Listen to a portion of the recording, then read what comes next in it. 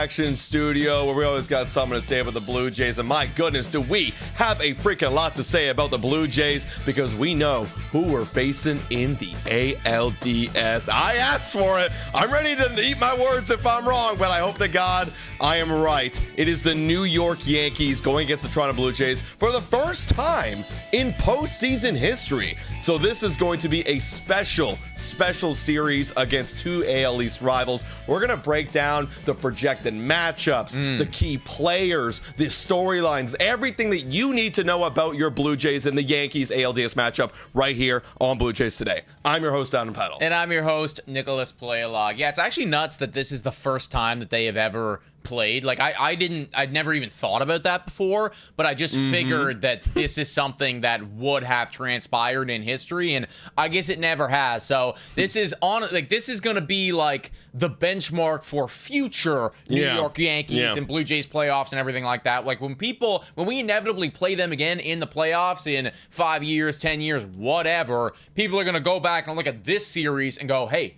that's what happened last time. Exactly. Can the other team change the narrative? And I would really like it if the narrative can be Blue Jays spank Yankees out of Toronto, rolling into ALCS. That would be nice. But obviously, we need a lot of stuff to go our way because those Yankees, they got some serious momentum, man. They lost game one, and then they, like Yankeeville was losing their minds. Everybody was freaking out. And then I would argue maybe the worst thing possible happened for the Jays in terms of Yankee momentum because then they went on to win the next two. So we were down early. We were feeling bad about ourselves, but then we came back. We went against the grain right there. We fought against the adversity that was the Boston Red Sox. Cam Schlittler went insane. He did.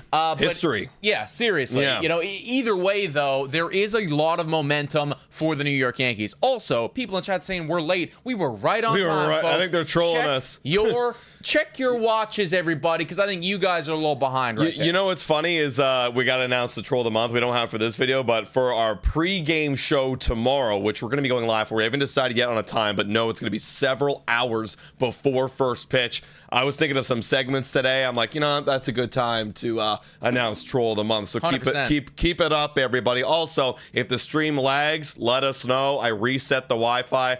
I need to know if I need to do a factory reset later on. We'll see today. Also, do you mind just actually pausing the thing there? Just I'm trying to think of bandwidth right now. There we go. There we go. All right, guys, let's get into it right here. Blue Jays versus Yankees. It's finally here. It's starting tomorrow. We've got 5 potential games that they're gonna play in. The locked in ones are obviously this Saturday at 4:08 p.m. Eastern Standard Time, and then you got Sunday at 4:08 p.m. Eastern Standard Time as well. Then there's an off day. We'll have a Blue Jays Today show breakdown. Hopefully we're up 2-0, and then going into Tuesday, that's also a guaranteed. We're in the Bronx, and then if need be, Game 4 the following day, Wednesday, and then an off day Thursday. They fly back home to Toronto where they play in Game 5 ALDS in Rogers Center. That brings back a lot of memories for me personally. Jose Bautista, bat flip. It's been a while. Let's get into those matchups over the full year.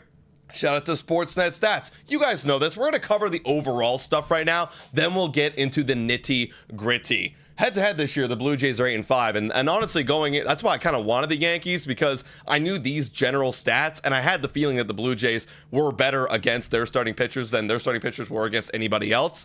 We have 8 wins to their 5. We have scored more runs per game, almost a full run per game. They have out-homered us. That is the Yankees' way. And then, of course, pitching matchups, it's been a slugfest, but we've just been slightly better than them. Thoughts on knowing this going into this series, does give you a little bit more confidence? Well, I would say that this is probably the best argument that we're going to have as to why Toronto should go on to win this series. Is that over the course of these 13 games that they have played head-to-head against one another in, the Bronx and then also in Toronto, ultimately Toronto has been the better team in those 13 games. Now, I will say we were also 8-5 against the Boston Red Sox. So, I mean, either way, we were going to have a matchup where we were the superior team over the course of the regular season. The real question is, though, are these numbers going to continue into the playoffs? Because as we've seen from the Toronto Blue Jays in this era of Vlad and of Bo and of Kirk,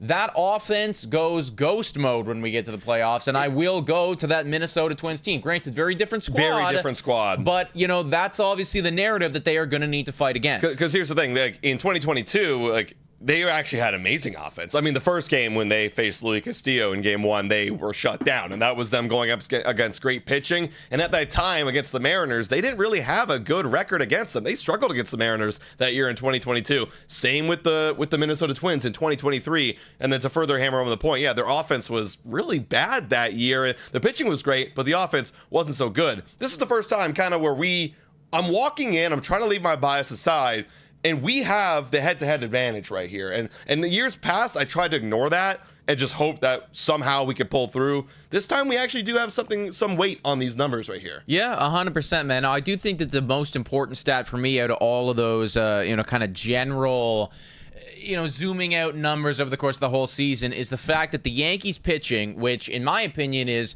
probably a top 3 unit, at least their starters in the postseason as it stands right now. Toronto Blue Jays dominated them, right? Yeah. They got a team ERA of 4.95 against the Toronto Blue Jays, which is horrendous, not very good, and that's with a pitching staff that features Max Fried and Carlos Rodon and Cam Schlittler, and it's looking like it's probably going to be Luis Gil on the bump in game 1.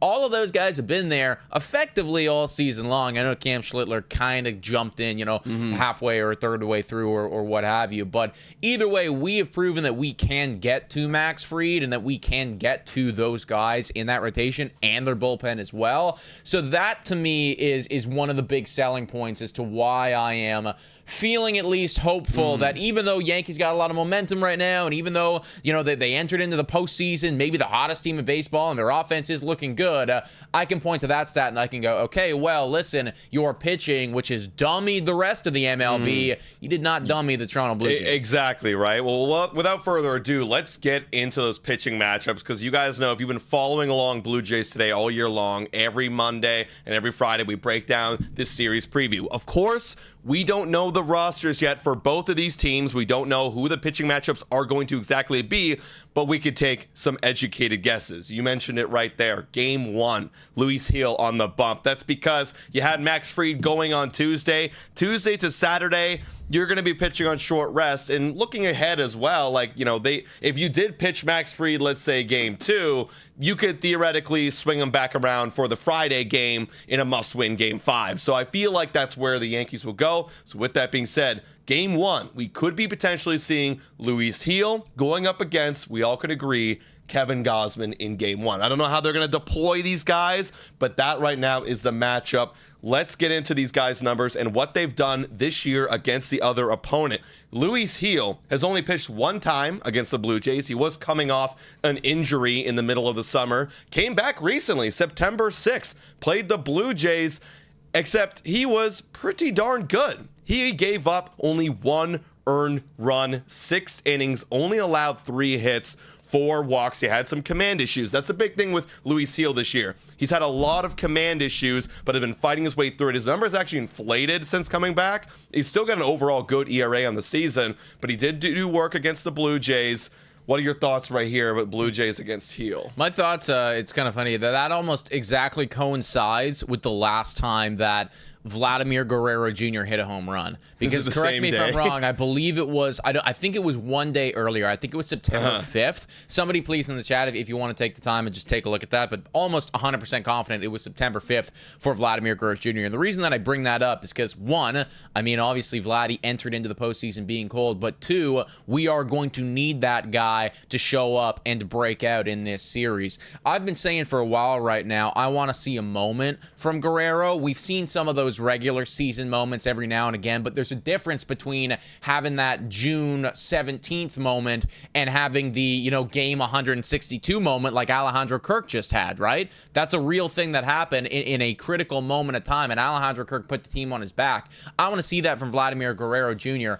Him against the Yankees has been phenomenal. This is one of the reasons why I think Vladdy could have a big series here, because this season he's batting .373 against New York, has an OPS over 1, and over the course of his career, one of the teams that he has been known to beat up on is the New York Yankees. Actually, in Yankee history, I think Vladdy holds the second highest OPS, minimum of 150 at-bats against them. Like, he is the second highest OPS against the Yankees. So, yeah, to your point, Vladdy, and we're kind of jumping ahead here to the offense. Vladdy, if he is going to, staple his name in Blue Jays history and be the guy, this is the team that you have arguably the best numbers against and the biggest sample size against, right? I mean, there's some other guys like the Dodgers, great, the Diamondbacks. That's only 3 games this year. You've played 13 games against the Yankees with a .373 batting average and an OPS of 1,007, and you also hit a couple home runs.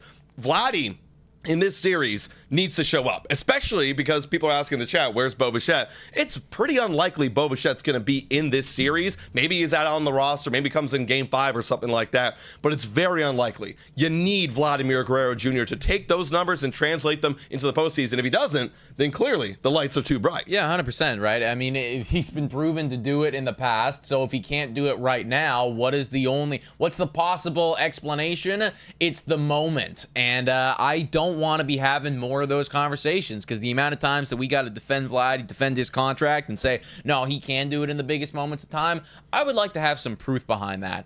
So when we're talking about Luis Gil and when we're talking about that first Game 1 matchup, I need to see Vladdy show up as well as the remainder of the offense, because the way that the Toronto Blue Jays are going to win this series is they are going to hit and out-hit the New York Yankees. They have to do what they did over the course of the season, which was give the New York Yankees an ERA of 5 on their team. I want to get to that bullpen early because their starters are phenomenal. Their bullpen, not so phenomenal. Right. Yeah, no, I agree. Now let's look over on the other side of things with Kevin Gausman in Game 1. Kevin Gausman, very solid against the Yankees. Now the overall number suggests he's been okay. He has a .397 ERA, 18 strikeouts and 4 appearances.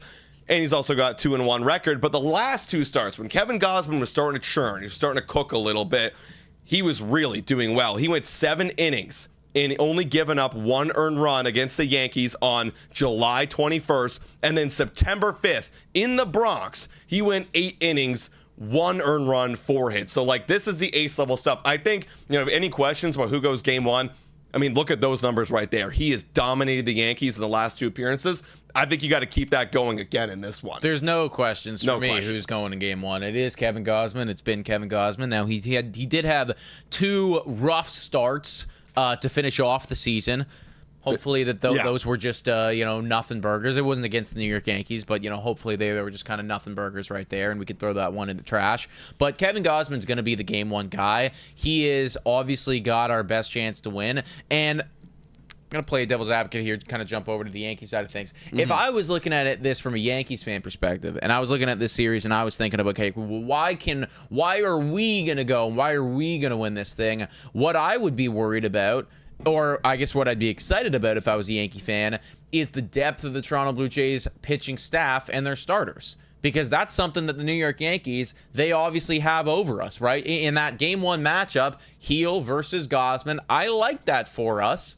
And I think that, we should theoretically be able to get to Gil. But after that, moving over to Game 2, that's where immediately I think you start to notice the difference in depth when it comes to starting pitchers for the Yankees to the Jays. There's a couple question marks. I mean, Shane Bieber has been starting to cook as of late, so we'll get into that. But before we do, I just wanted to ask, what are you thinking right now for Game 1? With this matchup, with everything we're considering right now, because the Yankees bullpen as well, I mean, they're not that good. In the last month of baseball, I think they're bottom 6 bullpen in all of baseball. I've got it up right here, ladies and gentlemen. Yeah, they have the 27th ranked bullpen in September. In the last month of baseball, that's pretty abysmal. So if you're considering that, considering this matchup, considering they do have the home run ball, and Gausman is susceptible to the home run ball, where are we at right now? Who's got the advantage in Game 1? For me, I like Jays in Game 1 for sure. Obviously, the home field advantage is a major thing, and we should theoretically have that throughout the entirety of the playoffs.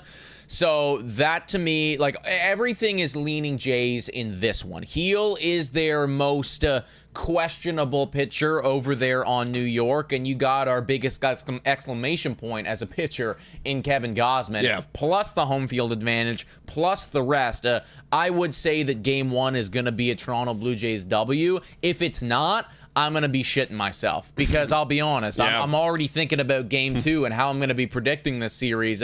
And there's going to be a couple matchups coming up that I don't like. Right, no, that's fair enough. And I do like the Blue Jays taking game one because you're right. If we don't take game one, we're asking for a lot. Let's go over to game two right here, which would be on the Sunday. Presumably, you would go all the way back to Max Fried. He, this season against the Blue Jays, hasn't been the top 3 in Cy Young vote Max Fried that we're expecting to see. He has an ERA of 4.07 against Toronto with 12 strikeouts in 4 appearances. He still has a 2-1 record against the Blue Jays this year. His last start was not bad. 7 innings, went pretty long, but gave up 3 earned runs. Before that, 5 1/3, 4 earned runs. Before that, 6 innings, 4 earned runs. So he can give you the length. I think that's the advantage right here. Max Fried can give you the length, but in a postseason format, if Max Fried's giving up runs, do the Yankees trust Max Fried, or do they do the quick hook and go to the bullpen? If I'm the Yankees, honestly, I'm keeping Max Fried out there because I don't trust my bullpen. I do want him to go further so I don't have to use those guys back there to bridge the gap.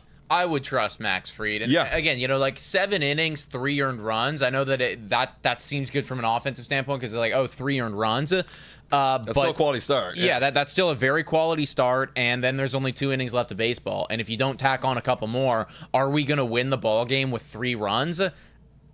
I don't know. I don't think you're asking at that point Shane Bieber to be 100% perfect, and that just doesn't feel likely against a New York Yankees lineup that, let's face it, they are very good. Okay, we do need to give them their flowers a little bit. They are first in home runs in all of 2025. They are first in OPS. They are first in runs scored. So this is a team that scores the most runs in all of baseball. And the Blue Jays pitching staff has given up the most runs in all the postseason teams, right, that are still left. Exactly, right? And especially with the home run ball as well. We are very susceptible to the home run ball, which is their biggest strength. So I look at somebody like Max Fried, and I think, honestly, if the Toronto Blue Jays want to win that game, they cannot allow him to go 6 or 7 innings. 3 runs is great off of somebody like Max Fried, but you got to get that in 5 innings or less. Because we got to get him out of there, and then we need to start challenging that bullpen, which is ultimately the biggest Achilles heel. That to me is the ultimate X factor here for the Jays. How quickly can you get to those question marks in the Yankees bullpen? If they're capable of doing what they did yesterday with Cam Schlittler, going 8 innings and then giving the ball to David Bednar, we are cooked. We're going to lose if we let the guy go 8 innings of all games, obviously. Especially in postseason when the hooks are really quick, you got to do it. Hey, shout out here to there's no name on this person. Just welcome person with no name. Thank you. Welcome in. You're becoming a starter member. Yeah, the key for the Blue Jays, I feel like a broken record saying this, but what made them look so good in the last 4 games of the regular season against the Red Sox and Tampa Bay Rays was they were giving quality at-bats. When I think about that Alejandro Kirk legacy game with the 2 homers and a double, what did he have? Quality at-bats, many of them, getting to full counts and driving the ball over the wall, working the pitchers. You got to do that in postseason format because, again, because they have such quick hooks in the postseason and they want to get the right matchups. Please give me a matchup with one of your worst bullpen guys just because I'm a lefty on lefty. I would much rather take that than a Max Fried in this instance. Now, on the other side of things, in game 2, we're assuming it's going to be Shane Bieber. Now, I know Ben Nicholson-Smith, shout out to him. We actually met him yesterday in the press box. Shout out to you, Ben. He was saying, he put out a tweet, maybe it could be Yesavage. You don't know. You never know how it could roll out, but let's assume it is Shane Bieber. Bieber's never faced the Yankees this season. He hasn't played the Yankees in almost 2 years. Yeah. So what are we going to see from Shane Bieber? Well, this year overall, I think we can all say this. If you told me by trading for Shane Bieber, he's going to give you a 3.57 ERA, a WHIP very close to 1, I'd be satisfied, especially for a guy coming off Tommy John. No, he did his job, and I think that you got to be feeling good about that trade if you're the Jays. I think that you're also probably in the back of your head hoping that he either picks up his player option, or if he doesn't, can you work something out for a year or two and bring him back, right? Especially with Chris Bassett probably leaving the books after this season is done and dusted. In the last 3 starts, the guy's got a 2.6 ERA. This is good news. Yeah. He is getting better. He is getting warmed up as the season goes on. I do anticipate that you're going to need to see, I mean, look, Kevin Gausman and Shane Bieber, this is not a hot take by any stretch of the imagination. They're going to have to carry the load. It's a really good lineup. I am not going to shit talk the New York Yankees lineup, because you could make a strong argument that they are better than the Toronto Blue Jays. They have scored more runs than the Toronto Blue Jays. That just means that you're going to need to see Shane Bieber and Kevin Gausman be on their game more than we've seen them in a while. So I like Bieber. I don't think I like him as much as Max Fried. So to be completely honest with you, I look at that game too, and I do think that this is going to be a split in Toronto, right? 2 games in Toronto before we go back to New York. I'm thinking Toronto wins game 1. I'm feeling really high about that. But then I look at game 2, and I think I do need to take my bias out of this. I will give the edge to the New York Yankees. Yeah, the key for the Blue Jays in this one, like it is for many of the games in this series, got to get to him early, Max Fried, and you have a chance. And also credit to Drew Gamer here. And we were looking at the stats, the game logs there. Bieber all season has kept the score low, right? So just as much as you had Max Fried keep the score low, so is Bieber. We'll see what he does against the Yankees. They haven't faced him. That could possibly be an advantage for the Blue Jays because they haven't seen Bieber in 2 to 3 years. I don't know when the last time he played them. So hopefully things work out. But it's a coin flip for me. Maybe the weighted part, like 60-40, is on the Yankees. So I would say Yankees win this one. We split. Got to hope the Rogers Center's bumping and we get to Max Fried, because if it's bumping and loud, maybe we got a chance. Well, I'll tell you what, folks. We were actually at the both of the inter-squad games on Wednesday and Thursday yesterday. We were lucky enough to be in the press box yesterday. Shout out to the Toronto Blue Jays for allowing us to have that opportunity. Thank you. That was great. But we were doing a lot of fan interviews, and the vibes of the fans, I mean, everyone is feeling like this is the year. And right now, when I'm looking at all of the numbers, I'm getting a little nervous because I see how the home run ball leaves the Yankees bat, and I know that we do give up a bunch. I look at their pitching ERA, and that scares me a little bit, even though we've been capable of getting to them. So I look at the numbers, and I am getting a little nervous. But the vibes of the Rogers Center in person, talking to a lot of you folks there, I mean, it is through the roof. It is high. So to kind of just piggyback off what you were saying, I can assure you that the Rogers Center will be bumping. In fact, it probably will be. I would anticipate it is going to be louder than it has been in maybe a decade. Yeah, because this is, everyone believes, and the people we're talking to, this is the best chance they've had since Jose Bautista, Edwin, Donaldson, and the lads. Moving on to game 3. Right now we're predicting a 1-1 series. You've got Carlos Rodon, presumably, going up against what would maybe be Trey Yesavage. I know Cam Schlittler had a great performance in his rookie debut in the postseason. What is Trey Yesavage going to do in this instance? Let's start with Carlos Rodon first. This season against the Blue Jays, he's actually probably done...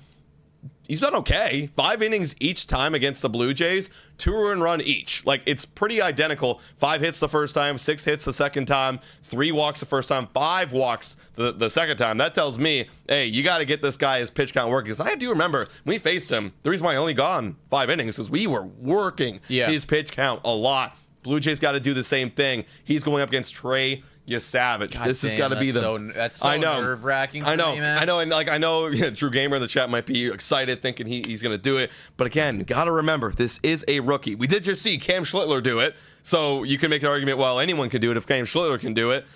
But what are your feelings? I'm feeling a little bit nervous trusting this guy because I don't know what to predict. Other guys I know. I don't know what to predict. Well, we have 3 starts at the MLB level. They have been quality. The guy's got an ERA of 3.21. Granted, the whip is really high, right? So you can make the argument that maybe some more runs should have cashed that didn't inevitably go through. Yeah, he got out of a lot of jams. He got out of a lot of jams. Now, granted, that's been part of his game, and I remember when I went down to Buffalo and we were watching him in person, that was also something that was happening. He gets people on base, but then that strikeout ball comes to play, and, back-to-back strikeouts. Okay, you can get out of a lot of jams if you just strike them out and they never put the ball in play. So that's definitely a factor right there. And I know that the Yankees have a lot of swing and miss in their lineup. That's something that they've always been known for. So I anticipate a lot of strikeouts from Trey Yesavage. How is he going to do in Yankee Stadium? If that's I don't know, man. That's the thing. I would almost, and to Ben Nicholson's Smith's point about, well, maybe they decide to go Trey Yesavage game 2. Maybe you do, just for the reason that it's a little bit of a nicer environment than going into Yankee Stadium in your Bieber fourth could handle start. It. Yeah. Right, Bieber's been around the block. He's a veteran. He can handle the trash talk. Yeah. But for Trey Yesavage in your 4th start ever, to be in especially if we did just lose the previous game, or God forbid we lost 2 in a row or something like that. You're feeling like you got to deliver. I'm not gonna lie.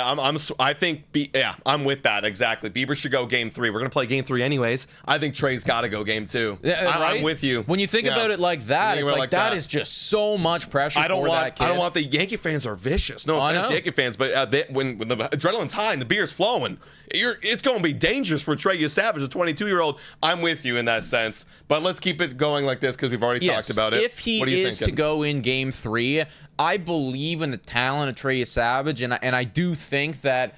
I don't think he's going to get blown up. I'll put it that way. I don't think that you're going to see Yesavage get blown up. I just think that there's too much talent for him to allow that to happen.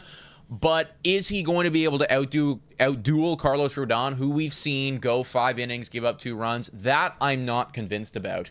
This is very scary for me to predict, but I think that we would lose game 1 in Yankee Stadium if this is the matchup that we're going to have. I would say that now. I mean, I don't want to derail it. I'm going to keep my predictions the same because I do think we're going to lose this game as well if this was the matchup. But if it was flipped, I can almost make an argument Trey could find a way.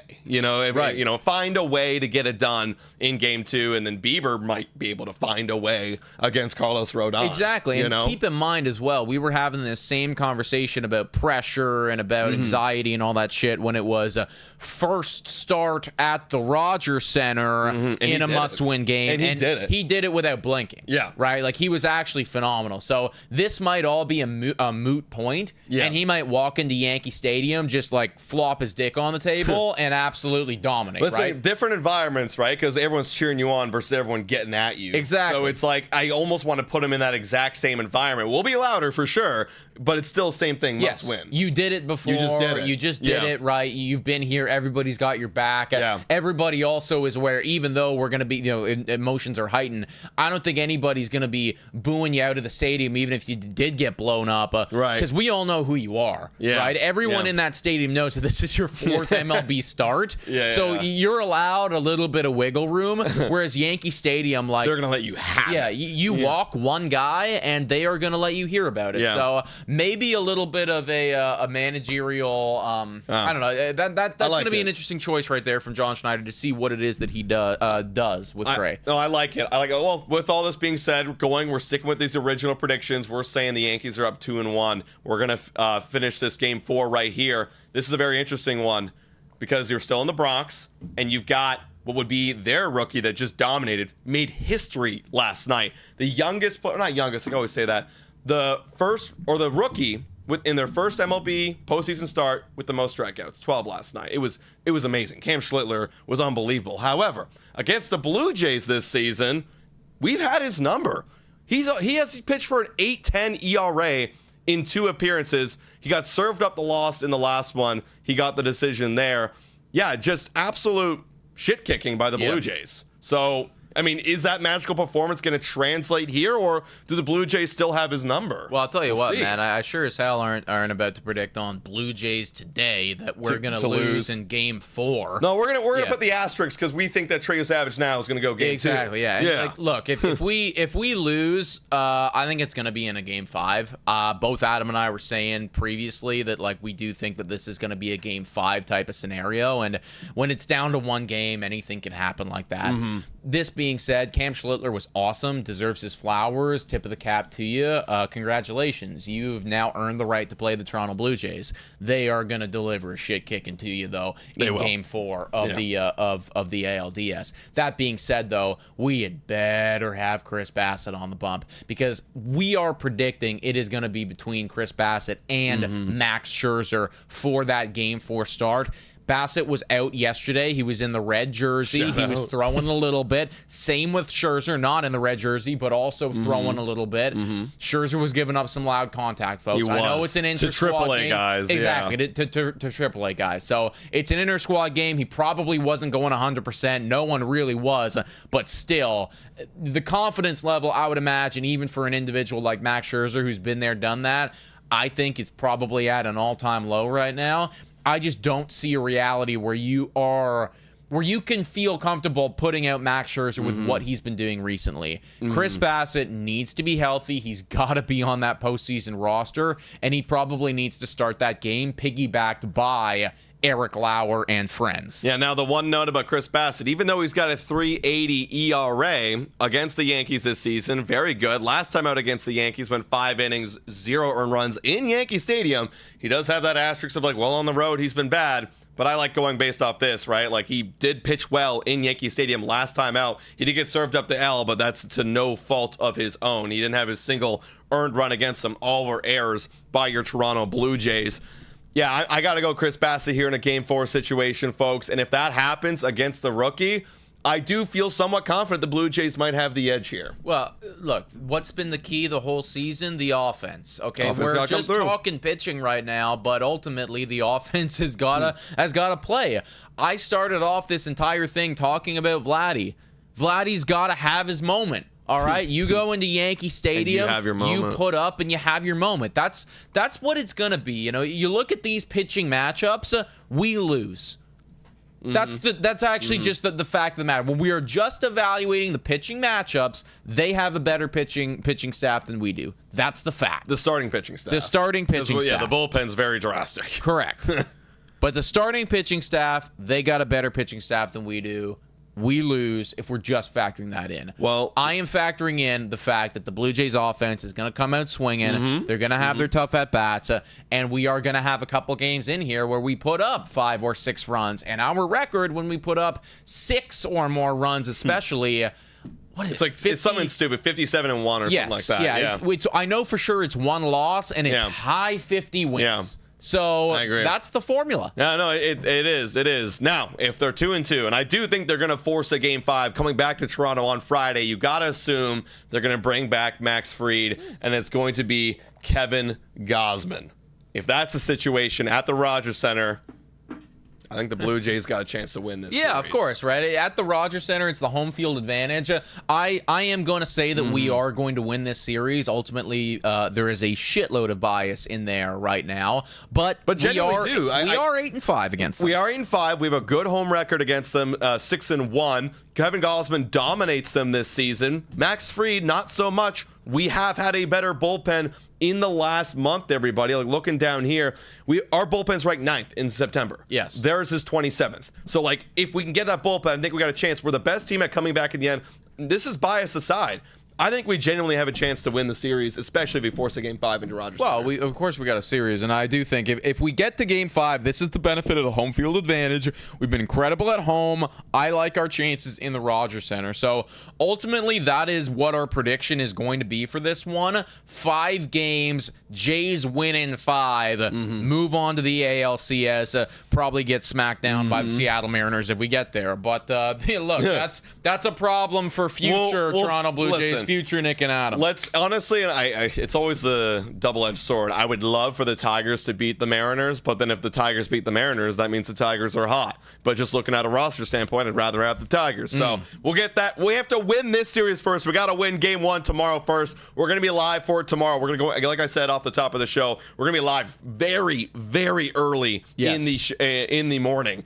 We haven't decided a time yet. We'll decide and let you guys know on our Twitter, Instagram, stuff like that. And then we're going to go live for the game, of course, and do a post-game show. Before we move on, we're actually going to bring in a special guest very shortly. But before we move on, let's give a shout out to our friends at Sports Interaction. This whole segment is presented to you by Sports Interaction Sportsbook and Casino. Every game is your game when you bet with Sports Interaction, Canada's homegrown sportsbook. I'm sure the lines are going to be coming out tomorrow. I think I want to bring up a whole segment in our long show before the game of like what kind of special player props and parlays we can make. That's going to be a lot of fun. So come join us to get our takes and we can all ride together. Yeah, 100%, folks. We're going to be live all of tomorrow, folks. So yeah, check it.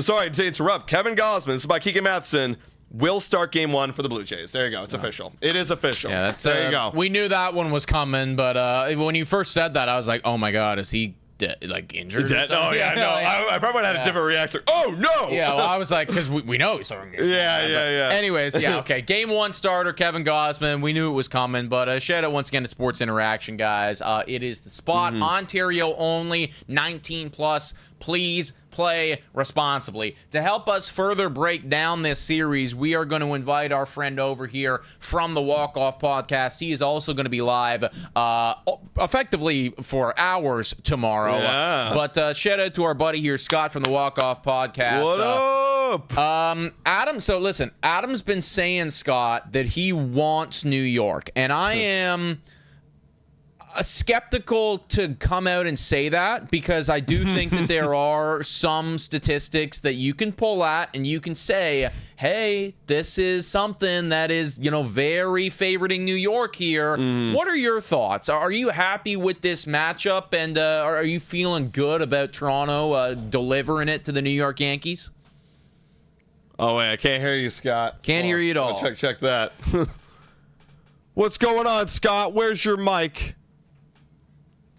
Hold on, let me check my settings. Apologies, everyone. Apology. We just brought in Scott last second.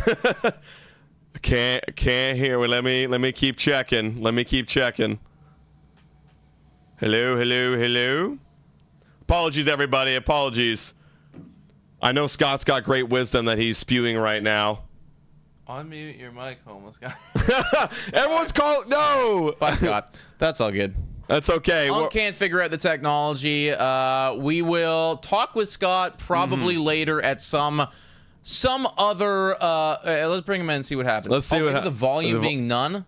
Scott. Sure. There we go. go. Thank you. Well, I don't know why it was like that, man. The volume. It was on my end. It was on my end. It was on your end. I was just about to point fingers and make sure everyone knew who to blame here. Yeah. Well, let's get to the next question there, Scott. Did you I hear what it heard was that I said? everything you said. Okay. You really set me up beautifully here. So first of all, Nick and Adam, a pleasure. Always good to join you. And I know that this isn't how sports work, but I want to play the Yankees if they win, but I would have preferred Boston if they lose. So, you know what? I'm all for the Blue Jays winning, so we got who we wanted, and I'm all for it here. Yeah, Nick, you're right. The Yankees are scary. I mean, they hit bombs, and that can be what determines a series. We watched these wild card games, and they were all very low scoring, with a few exceptions. For the most part, these teams had to win 3-2 games, 4-3 games. Yeah. Can the Blue Jays do that? I really do believe that they can, and if there is anything that kind of leans in the Blue Jays' favor, it's that the New York Yankees defensively are a problem. Yeah. They make mistakes, and if you can put the ball in play, something that the Blue Jays do better than almost any team in baseball, the Yankees can beat themselves, and we've seen it in the regular season in series against the Blue Jays. So I'm nervous, I'm just a fan and I'm nervous. Any matchup is not going to be a good matchup unless you were the Yankees of last year, which every matchup was a good matchup because no one was good in the AL last year. But no, it's true. We didn't even bring that up where, yeah, the Blue Jays do have the best contact team in all of baseball. So you put in play, they're going to make mistakes. You grind out at bats. Yeah, their pitching staff's good, but there's a reason why we are so much better against their starting pitching staff than anybody else. It's because when we grind down them, we can make them make mistakes. They can give up runs. And like we've been bringing up, the last month of baseball, the Yankees bullpen has been 27th in ERA. They have a 5+ ERA. The Blue Jays, however, had a very good bullpen. So when I look at this Jays team, and they have they're very clutch. 7th inning or later, we've all seen the stats. They're the best team in baseball, 7th inning or later. If you can get to the starting pitchers, get them out early, and then grind out against that bullpen, that is the key to victory for the Blue Jays, in my opinion. Granted, I will say it's going to be significantly harder to grind down said bullpen because Keegan Matheson just tweeted out, John Schneider says that Bichette is still day-to-day and that running is still going to be the big test. All signs continue to point to him not being on the ALDS roster. Let's get your reactions to that, Scott. Bo Bichette. And we kind of had the feeling it was not going to happen, but now that he probably won't even be available for a Game 5 if need be. Thoughts? Honestly, the roster construction of this Toronto Blue Jays team going to the division series is one of the more intriguing things that I have been excited about all season long. There are so many threads you can pull here that could wind up in different scenarios that we didn't see coming, right? And I was lucky enough, too. I was at the inter-squad game yesterday, And Ooh. I should have reached out. I should have known you boys were there too, of course. But very cool that you were in the press box, by the way. Thank you. Number one, pretty obvious.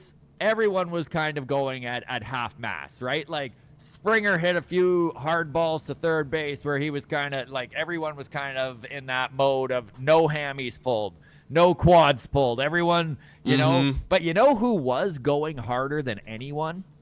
Dasan Brown. Oh, Now, yeah.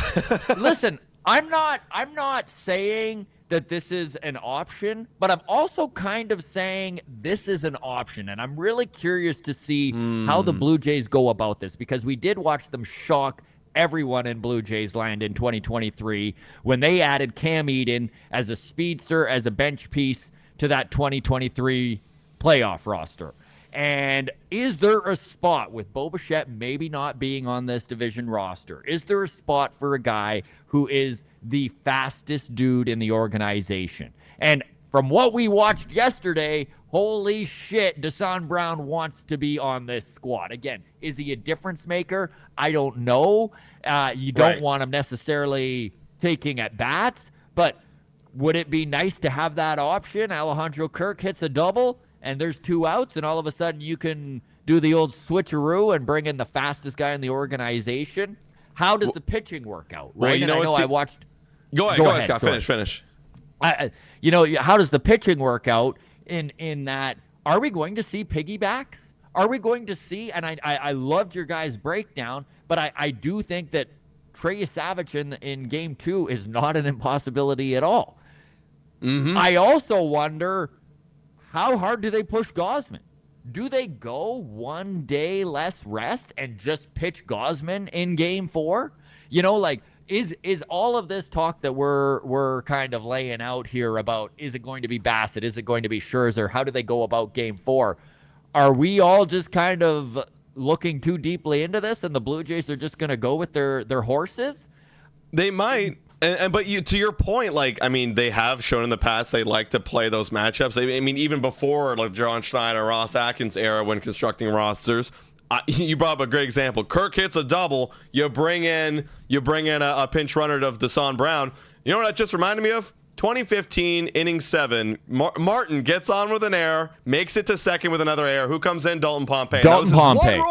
It was his one roll, and he stole 2 bases. Like, he stole a base. And then he broke up the double play at home, and that created a lot of havoc. It could be, and we're gonna find out tomorrow. I didn't even think about Dasan Brown even being an option, because I was always just assuming, okay, if Bo's out, IKF, he's in, right? He's the guy to come in, and like, obviously he's not gonna have a prominent role, I would assume, because you're right, like he'd probably be sitting on the bench. You're gonna have Erndog in there. You're gonna have Jimenez. You're gonna have Addison Barger at third base. If IKF's on the bench, like what good is he? You might as well make it Dasan Brown or someone with some speed. Interesting. If you're going to have a guy on the to bench, jump in here, I think that an X factor that I just thought about as you guys were talking there is, especially in Game 1, I would love to establish the stolen base attempt. And what I mean by that is, even if you get picked off once or twice or what have you, I want the Yankees to be worried that you are going to steal a base, because I think that they're going to fuck up. And I want them to throw down to second, especially when you are, because I could easily see the New York Yankees, you going and you bring into somebody like a Dasan Brown or whomsoever it is that you want to go and try to swipe a bag. And in a critical moment of time, he's on first base, he runs to second, catcher fires that thing, past the second baseman, and before you know it, he's at third in sac fly territory. I want to have them fumbling with the ball in the infield as much as possible, because I do think that eventually, and it might not be the first time, might not be the second time, but eventually they're going to make a mistake in a critical moment, and that could be the difference between winning or losing Game 5. And defensive mishaps are kind of like quicksand, right? Once you get in 1 or 2 deep, they seem to just really start to pile up on you. And you know what? It would be really great for the Blue Jays to use what the Yankees are really good at, which is getting a guy on second base and stealing some signs, relaying to their hitters what's coming, right? If the Blue Jays can play a little bit of that, there's such an advantage in even just having it in the pitcher's mind that, oh my God, like PitchCom better be working here. Don't set up there. We don't want them expecting that inside slider or whatever it may be coming, right? So it just it puts a little bit of extra doubt into a team's defense that is already their Achilles heel. So again, do I think Deshaun Brown is going to – there's a lot that would go into that. Obviously, they need permission from MLB, and it would need to be a swap for an injured player, which, I mean, Bo Bichette, right? It would need to be they'd need to view him as a higher value guy than, let's say, an IKF. Depends who you're leaving off the roster. But it is an extra tool that maybe no one is really talking about here that the Blue Jays have used in the past. That's fair. I want to get your thoughts here, Scott, because we brought up Vladimir Guerrero Jr. I mean, if there's a guy that needed a matchup to become or to make a statement in the playoffs, to solidify himself in Blue Jays legacy, it's Vladdy versus the Yankees. That's the perfect matchup that he wants. This season, we broke it down, he has an over 1,000 OPS against the Yankees. All time, I think a minimum of 150 at-bats against the Yankees. He's the second highest OPS of any player ever. So what do you think about Vladdy? He's been struggling right now. Is this the get-right series for him, and do you think he's going to make a statement here? I think that this I is going to benefit Vladdy more than almost anyone on this team. I think that he was really beat up going into the final week or two of the season. I think that the slump he was in was affecting him mentally, and I think that just being able to disconnect from the game for a few days and be able to kind of rest up and get his body right is going to be massive. Blank slate here, gentlemen, right? So it has been proven by numbers time and time again that how hot you are going into the playoffs is pretty much irrelevant. Just ask the Cleveland Guardians about it. Yeah, so, that's true. It really is a whole new world here, and I do think that when it comes to the Blue Jays and their ability to lift their top players up with contributions from their blue-collar role players, I think that is going to be the advantage. And I think that Vladdy really does need to take the opportunities he's given here and make sure the moment's not too big for him. And you know what? Looking back, I am so thankful now that some of that experience has already been had by Vladdy. This is a guy who's still 26 years old. He has been to numerous playoff situations. He has been in some major games. Now's the time to use that accumulated experience and come up big for your team. And do I think he can do it? I'm a glass half full guy. So, hell yeah. Let's say this is the series of Vladdy. Yeah. So we're slowly coming to the end of our show here, Scott, but we've been obviously talking about how the Toronto Blue Jays are going to go on and they're going to win this series and what they need to do and everything like that. I want you to put your Yankee hat on for a moment here. Pretend you're with John Boy Media or what have you, talking Yanks. How do we lose this series? Is it the pitching giving up a shitload of home runs? Is it the offense getting stifled by their pitching? Is it Jeff Hoffman in the ninth, blowing leads that are close games? If we go on to lose this series, what do you think the area of our squad is going to be that falters and that ultimately gives it up for the Yanks? I think the biggest thing that the Blue Jays need to do is keep with their approach at the plate. They need to continue to be patient. If they start swinging and expanding that strike zone like they did in 2024, this team could be in some serious trouble. This has been the strength of the Blue Jays all year long, is seeing pitches, getting as many, getting deep into the starting pitching pitch count wise so that you can see the bullpen, right? This is why the Blue Jays have had so much success against guys like Cam Schlittler. I know you guys were just talking about it, right? The Jays have got to him. And that isn't in the first inning. That isn't in the second inning. How they've gotten to some of these guys like Max Fried is they see them third time through and they have already worn them down. They've seen enough pitches where they can grind these guys out and get them out in the 6th or the 7th inning. You summed it up beautifully. If any of their if Max Fried goes 8 innings into David Bednar, I mean, unless we're winning that game 1-0, which is possible, but unless we're winning that game 1-0, it's an L for the Blue Jays. Yeah. So, yeah, they can't start striking out. They can't expand their zone, and they really do need to pitch around Aaron Judge. Like, this is the one guy who can kill you with the long ball. I know Ben Rice has been hitting dingers. I know Cody Bellinger has power. I know some of these secondary guys, Giancarlo Stanton, known for his playoff performances. Listen, Aaron Judge is the guy, and don't get beat by him. Make those other players beat you. And, yeah, I mean, you guys kind of touched on it there, Nick, bringing up keeping the ball in the park. I think if the Jays get out of hand in that aspect, you're going to give up a homer to the Yankees. That's what they're built around. Mm-hmm. But you can't give up multiple home runs, and you really need to limit that in the final couple innings of the game. I mean, Jeff Hoffman is scary as shit to me.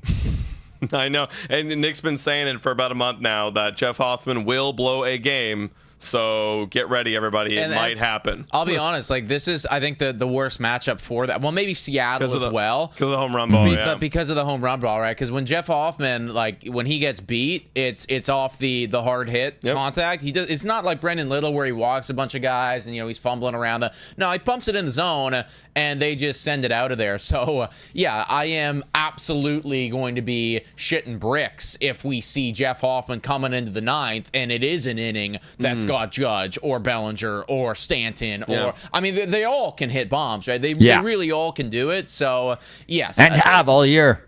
Yeah, exactly. I mean, like I got the stats here from Judge. I mean, this is why you got to put him on base, because he's got a 1.118 OPS against the Blue Jays with 3 long bombs, of course, batting over 300. So you got to put him on. And gentlemen, sorry to jump in there, but over under 9.5 walks for Judge this series. Under. Yeah, you mean probably like intentional or just general walks? Okay, that was a lot. Yeah. That was a lot of walks. 8 walks. Does he get more than 8 walks? I kind of hope so. If he does, we're winning. Real quick shout out here to Doug Savona with a $5 donut saying Vladdy just needs to sit on the fastball. That's true. Look for a pitch and hit it good. I think we kind of summed it up beautifully here, gentlemen. We're coming to our final conclusion. The Yankees win when they hit home runs. That's inevitable. They got to hit more home runs than the Blue Jays. That's going to happen, so they're going to hit a lot. Blue Jays win if they can wear down their pitchers and get to the bullpen. That's the keys to victories to both teams. Who can do that more and then resulting in more runs scored? Congrats, everybody. That's how baseball is played. Who's going to win? So, Scott, we gave our Jays in 5. Where are you at right now? I'm going Jays in 4. Hell yeah! Wow, okay. That's a lot more confident than I am, honestly. I am not confident at all, but I'm going to just fake it while I can. Okay.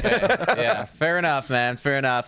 Scott is going to be live tomorrow. You're doing your long toss episode for a couple hours, yeah? Starts at 1, should go till about 3:30. We'll be live, so you can pop into the walk-off live stream there when you're tired of Nick and Adam for a few minutes. And yeah. Have us both on. That'd be kind of wild. Just have all the streams going on at once. Scott, thank you so much for coming in, man. We appreciate you. Best of luck tomorrow. We should be in for a good one. Boys. Right back at you. Always love being on the show. You guys are doing a great job. You too, Scott. Take care.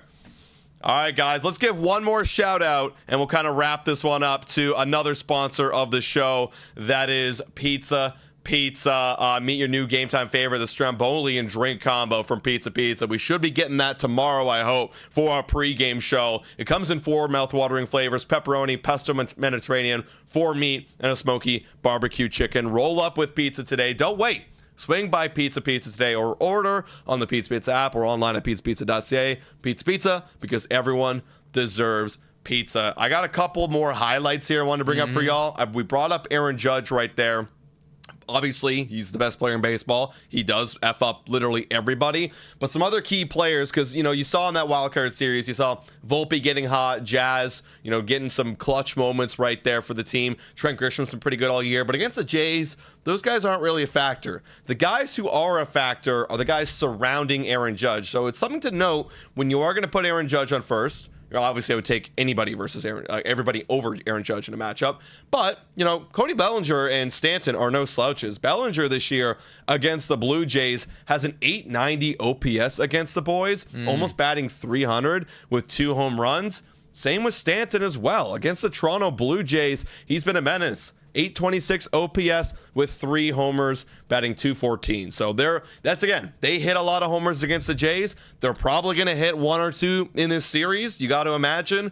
The key is you got to be able to pitch around them and avoid them. You can't allow yourself to get the guys on in front of Judge and these dudes, because now you're asking for trouble. Now you can't put them on and be safe. I'll tell you what, man. If we're going to walk Aaron Judge 8 or more times, which probably is the winning formula, to Scott's point, you now have to force Bellinger and you have to force Stanton and others to beat you. If those guys beat us, then we lose. Because now it's a 2-run shot.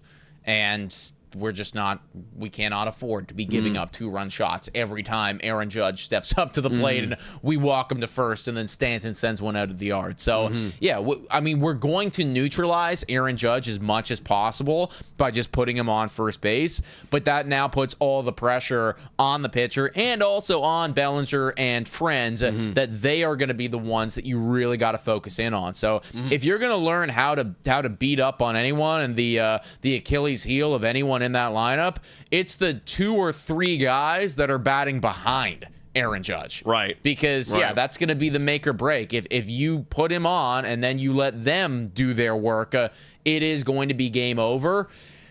You can only neutralize so many people. Eventually, you got to come after someone, and they are inevitably going to have to come after Cody Bellinger and Stanton, who have done well against us all season long. Yeah, no. Now, final talking point, because I know we're almost at the end. Keys for the Blue Jays, the guys have been really good offensively speaking. I mean, George Springer, think back to that amazing Canada Day 4-game series he had. He has an OPS of 1.1. against the New York Yankees this season with 4 home runs in 12 RBIs. Unk still got it. He's going to be key. We're going to need his bat. We brought up Vladdy before. Another sneaky pick, Addison Barger. He's been very good against the Yankees this year with a batting average of 378 and an OPS of 1.074. Now, we don't know if he loves to kill the Yankees like Vladdy, but again, he's been ice cold going into that final series against the Tampa Bay Rays. If anybody's gonna, probably do well from getting some rest, because this is the longest season he's ever played, the highest leverage he's ever played in, maybe this helps him. The bye week helps him. He gets back right and he faces good pitching against the Yankees that he's has success off of. Maybe this is a key factor for the Blue Jays as well. You got to hope that Scott was onto something there when he was talking about how it's a completely new I guess just not even just series, but just in general, this is not anything to do with the regular season, right? They were hot as hell walking into to playoffs, and other than those final 4 games, Blue Jays were pretty bloody cold walking into playoffs.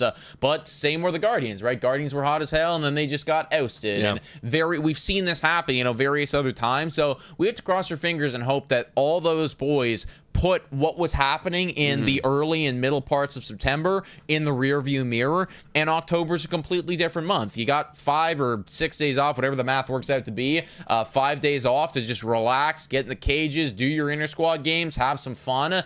Addison Barger is obviously an X factor and a key part of this team. When we were going nuts, he was going nuts. When we were getting cold, he was getting cold. So, yeah, we're going to need to see him come to life on top of all the other guys like Vladdy and Kirk and various others. Gotta have the bats. Shout out to Dex Savona here with a $2 donor saying Jays in 3. I guarantee it. And if you know Doug, he's the guy who has the foresight. He can see into the future right here, everybody. But guys, that is the Blue Jays Today show. I hope y'all enjoyed the breakdown. It was a pretty intense breakdown. We really went deep. And of course, we're going to be breaking it down every post game after the show or after the games. We're going to be doing a post game show pre-record, upload it to YouTube. So be sure to check it out for our thoughts after the fact. It's going to be a wild ride, man. Guys, just breathe, enjoy it. It's going to be stressful. I already know I'm going to be stressed out as hell tomorrow, but we're here. First time since 2016. Let's get it done. Yes, and we will be live tomorrow, roughly 10 or 11 in the morning, something like that, and then just doing a whole pre-show, hanging out with you guys, and of course live for the entirety of the game tomorrow at 4 p.m. So we hope to see all you guys there. Yeah, guys, make sure to hit that like button, smash that subscribe button. It is only $4 a month to become a YouTube member. Trying to thank you to all of our amazing YouTube members. You guys are absolutely awesome. Thanks so much for watching, everybody. And as always, Go Jays, go! Let's win! Let's win!